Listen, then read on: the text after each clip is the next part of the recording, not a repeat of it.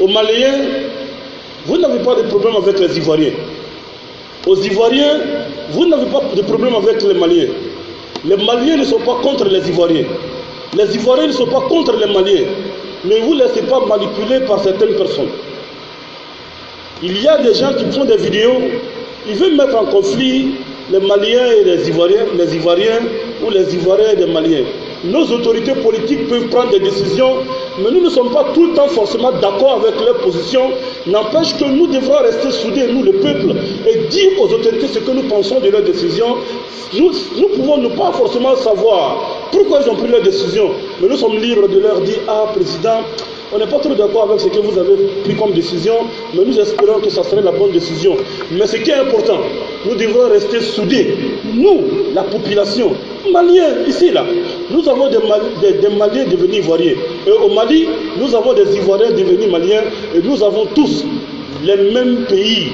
Les frontières, là, c'est bois ou bien fer. C'est très seulement tiré. Sinon, ça ne veut rien dire en réalité. Nous sommes un même peuple. Ici, si tu as compté les Maliens, la mosquée là, ça a été construite par un Malien, à Tagbi. C'est ça qui est la vérité. La mosquée, ça là, c'est construit par un Malien. Et beaucoup d'autres mosquées ont été construites par des Maliens. Comme beaucoup de mosquées au Mali ont été construites par des Ivoiriens, comme beaucoup de mosquées au Niger ont été construites par les Maliens, comme beaucoup de mosquées au Sénégal ont été construites par les Nigériens. C'est comme ça, nous sommes les enfants du même peuple. Mais il a fallu que quelqu'un nous divise pour qu'il puisse régner. C'est ce qu'on appelle diviser pour mieux régner. Mais quand tu es idiot, tu te laisses emporter par la manipulation de ces personnes-là. Mais ce qui est important, le message que nous vous lançons, nous resterons un et unique. Même peuple, même force, pour qu'enfin les ennemis de nos pays, les ennemis de notre Afrique se rendent compte que actuellement, maintenant, le peuple est réveillé.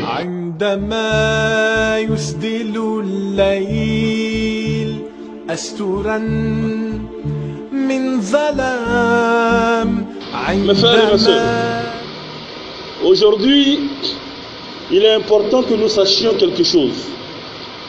Écoutez très bien la parole de Dieu, car l'homme le plus heureux, c'est celui qui écoute le message de Dieu et ensuite il va mettre ça en pratique. Sallu ala Rasulillah. Mes frères, lorsque le messager de Dieu sallallahu alayhi wa sallam est venu à la Mecque, lorsque Rasulullah sallallahu alayhi wa sallam est venu avec l'islam, lorsqu'il est venu avec l'islam, avant d'annoncer le message, avant de monter pour dire la ilaha illallah, il a dit ceci aux Arabes. Il dit: je vous demande, il dit, si je vous dis tout à l'heure qu'il y a des ennemis derrière la montagne qui vont tomber sur vous, qui vont vous attaquer, est-ce que vous allez me croire alors que je ne suis pas arrivé derrière la montagne? Je suis avec vous ici. Mais je vous dis qu'il y a des gens derrière la montagne tout de suite. Ils vont nous attaquer. Est-ce que vous allez croire? Les Arabes disent à Rasul sallallahu alayhi wa sallam: pourquoi n'allons-nous pas te croire alors que tu n'as jamais menti? Tu es Muhammadul Amin. Tu es l'homme de la confiance. Pourquoi nous n'allons pas te croire? Il dit aux Arabes: donc si je vous dis quelque chose, vous allez me croire? Ils disent: Ya Muhammad, oh Muhammad, tu n'as jamais menti. Donc tout ce que tu vas dire, c'est vrai. Nous allons te croire. Sallu ala Rasulillah. Ils disent: Ya Rasulallah, ce que tu vas dire, nous allons croire, car tu n'as jamais menti. Tu t'appelles Muhammadul Amin, l'homme de la confiance, de la parole, l'homme de l'engagement et du bon comportement. Le sage Muhammad ne ment pas. Ce que tu vas dire, c'est vrai. Il dit: c'est vrai. On dit: oui, ce que tu vas dire, c'est vrai. Il dit: alors, son oncle était là, Abu Lahab était présent. Il était parmi ceux qui disaient: oui, tu es un véridique. Tout ce que tu vas dire, c'est vrai. Il dit: c'est vrai. On dit: oui, c'est vrai. Il dit: ok.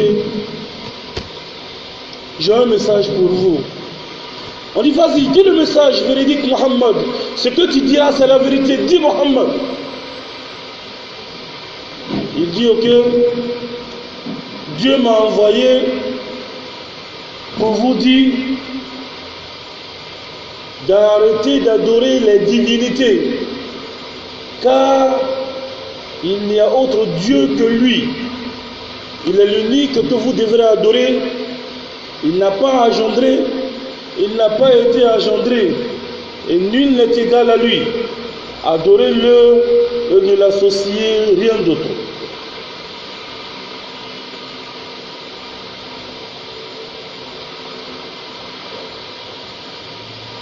Tout le monde s'est regardé.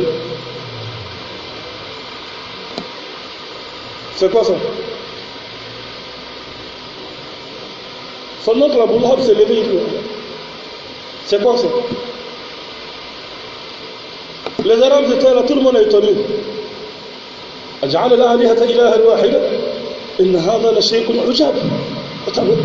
C'est étonnant. Qu'est-ce qu'il est en train de dire là? Lata, Uzza, Manata, Thalithata, Al-Ukhra, toutes ces divinités là, nous allons laisser tout ça. Mais il est en train de dire quelque chose d'étonnant là. Donc nous devrons désormais adorer seulement un seul Dieu. Parce que lui, Mohammed, il nous demande cela. Son oncle s'est levé et il lui a dit Tabban laka ya Muhammad. Alihada jama'atana. Son oncle Abu Lahab était dans la foule et de l'assemblée, il s'est levé, il a dit maudit sois-tu, ô Muhammad. C'est pour ça que tu nous as rassemblés. Toi, comme ça, tu vas venir nous dire d'arrêter d'adorer ce que nos aïeux adoraient. Inna wajadna aba'ana ala ummati wa inna ala atharihim muqtadun. Nous sommes venus trouver nos grands-pères, c'est ce qu'ils faisaient. Alors nous allons suivre les traces de nos grands-pères. Ok, tu as compris?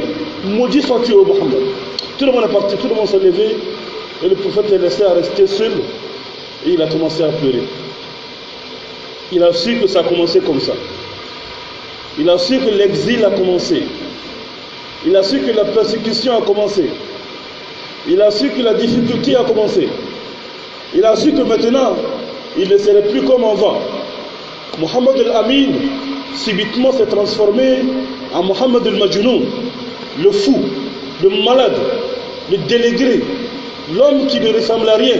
On savait que toi, tu es un maudit, Mohammed. Depuis que tu as commencé, on t'aimait trop bien ici. On t'aimait trop. Mais depuis que tu as commencé avec tes affaires, là, on te déteste, quoi. Comment est-ce que tu peux venir nous dire des choses comme ça?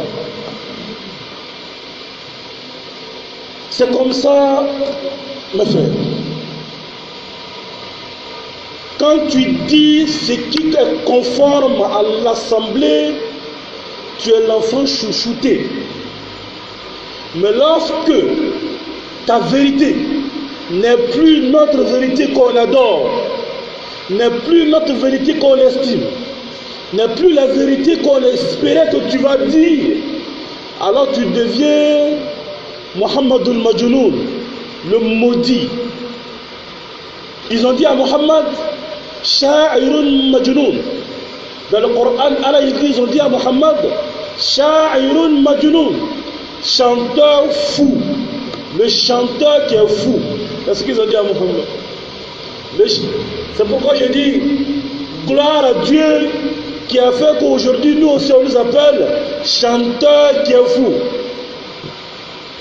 Mes frères et mes sœurs, écoutez très bien ceci. Les vrais ennemis de l'islam sont les vrais ennemis de l'espèce humaine. Les ennemis de Dieu sont les ennemis de l'espèce humaine. Et ceux qui ont combattu le prophète Mohammed resteront les vrais ennemis de l'espèce humaine. C'est eux qui ont massacré nos grands-pères ici en Afrique. C'est eux qui continueront de massacrer l'Afrique.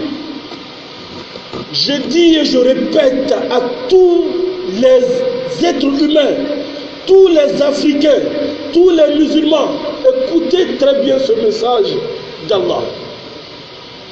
Vous savez, on a un problème en fait. Notre problème réel, on pense que il y a une différence entre l'islam et les autorités, entre l'islam et la politique, entre l'islam. Mes frères, écoutez bien ce message de Dieu. Wallahi, billahi, tallahi. L'islam même, la même. C'est ça qui est la politique même, en fait. Mais en réalité, le politique, c'est qui? C'est le prophète Mohammed sallallahu alayhi wa sallam qui avait pour but de gouverner l'humanité tout entière avec la ilaha illallah Muhammadur Rasulullah sallallahu alayhi wa sallam, avec toute violence mise à côté et toute douceur mise en avance. Tout argument mis en avance et toute arme de violence mise à côté. Viens, on va parler si tu penses que tu détiens la vérité et que la vérité soit au-dessus de tout. Ils ont demandé au messager de Dieu sallallahu alayhi wa sallam, il y a quelqu'un qui combat pour sa patrie, il y a quelqu'un qui combat pour sa famille et il y a quelqu'un qui combat pour ses intérêts personnels. Qui d'entre toutes ces personnes-là combattent pour la cause de Dieu? Le messager de Dieu sallallahu alayhi wa sallam dit, celui qui combat afin que la parole d'Allah soit le plus haut. Qu'est-ce que c'est que la parole de Dieu? La parole de Dieu, c'est la droiture, la vérité et l'honnêteté. Mes frères et mes sœurs, écoutez avec le cœur, écoutez avec la conscience aussi, mais écoutez aussi avec votre foi.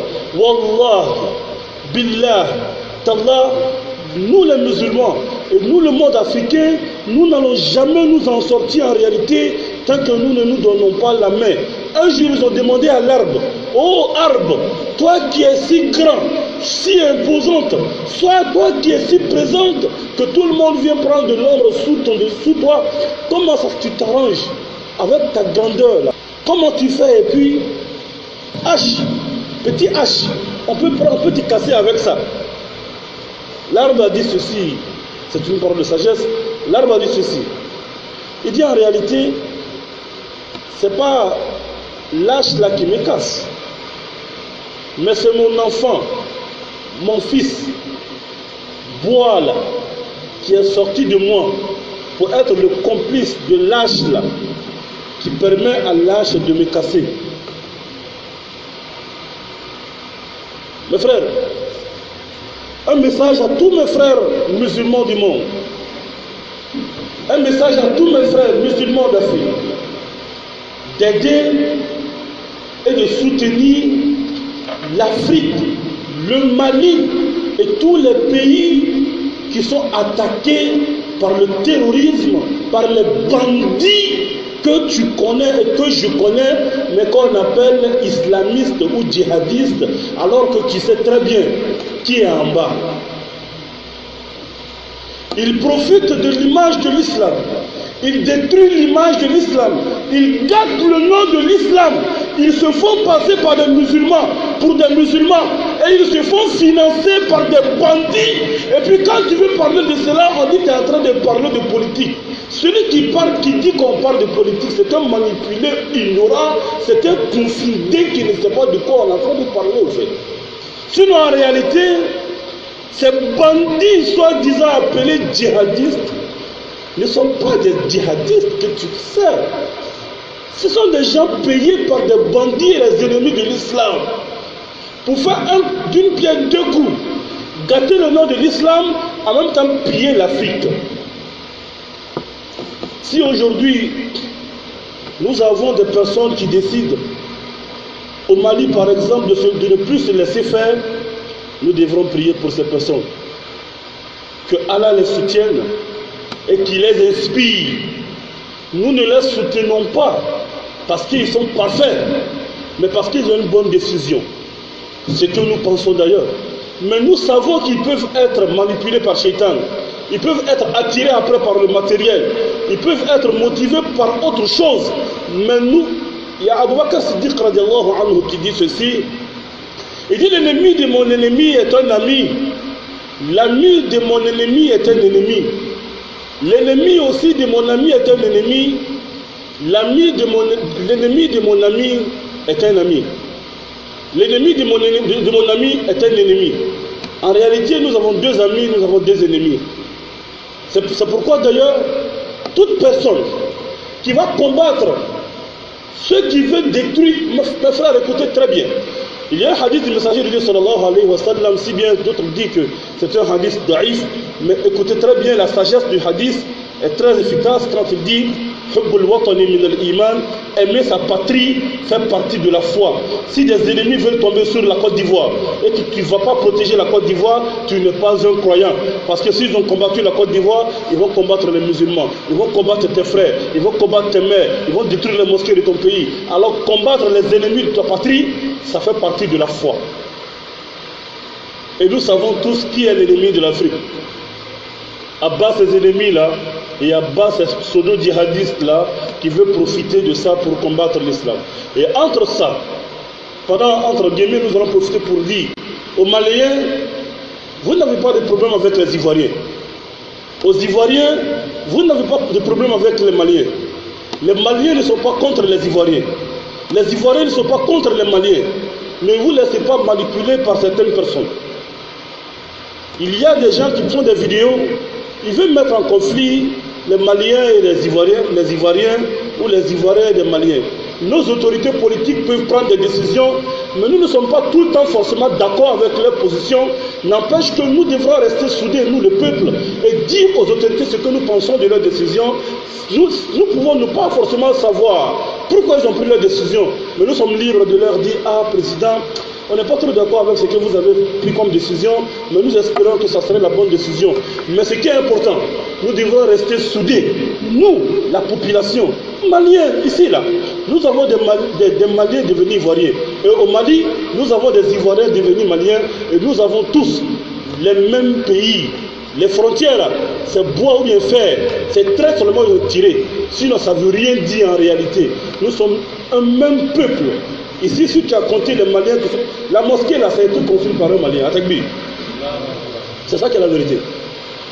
Mosquée, ça là, c'est construit par un Malien. Et beaucoup d'autres mosquées ont été construites par des Maliens. Comme beaucoup de mosquées au Mali ont été construites par des Ivoiriens, comme beaucoup de mosquées au Niger ont été construites par les Maliens, comme beaucoup de mosquées au Sénégal ont été construites par les Nigériens. C'est comme ça, nous sommes les enfants du même peuple. Mais il a fallu que quelqu'un nous divise pour qu'il puisse régner. C'est ce qu'on appelle diviser pour mieux régner. Mais quand tu es idiot, tu te laisses emporter par la manipulation de ces personnes-là. Mais ce qui est important, le message que nous vous lançons, nous resterons un et unique. Même peuple, même force, pour qu'enfin les ennemis de nos pays, les ennemis de notre Afrique se rendent compte qu'actuellement, maintenant, le peuple est réveillé. Je ne suis pas d'accord, je ne partage pas les points de vue de mes autorités. Cela ne veut pas dire que je suis contre mes autorités. Je leur donne mon point de vue, je leur donne ce que je pense. Cela ne doit pas aussi diviser entre nous. Si je te dis ce que je pense, cela ne veut pas dire que je suis contre toi, mais nous devons rester ensemble afin que l'ennemi n'ait pas la force sur nous. Je ne suis pas d'accord avec toi. Est-ce que cela veut dire que je dois aller soutenir ton ennemi contre toi? Non. Je ne partage pas tes points de vue. Est-ce que cela veut dire que je dois aller soutenir l'Occident contre l'Afrique? Non. Nous devons rester unis. Wallah, je dis à nos autorités, revoyez vos positions contre le Mali, parce qu'il se peut que les gens meurent de faim là-bas, il se peut que les gens meurent de maladie là-bas, il se peut que les gens meurent parce que vous avez pris des décisions contre des personnes que vous pensez que leurs points de vue ne sont pas favorables à vos principes et à vos lois. Sur ce, nous demandons à tous les musulmans de faire prier, de prier pour le Mali, et de prier pour l'Afrique, et de prendre un exemple sur le messager de Dieu qui dit soutiens ton frère qu'il soit juste ou injuste. Nous avons demandé au messager de Dieu si mon frère est juste, soutiens ton frère plutôt qu'il soit opprimé ou bien qu'il soit comme celui qui va opprimer. Nous avons demandé à la si mon frère est opprimé, je peux l'aider. Mais si c'est lui qui est en train de faire du mal à quelqu'un, comment moi je peux l'aider? Rasul dit aide-le en lui disant la vérité, en lui disant de ne pas faire ce qu'il est en train de faire. Ça serait de ta part une manière de l'aider à ne pas faire le mal.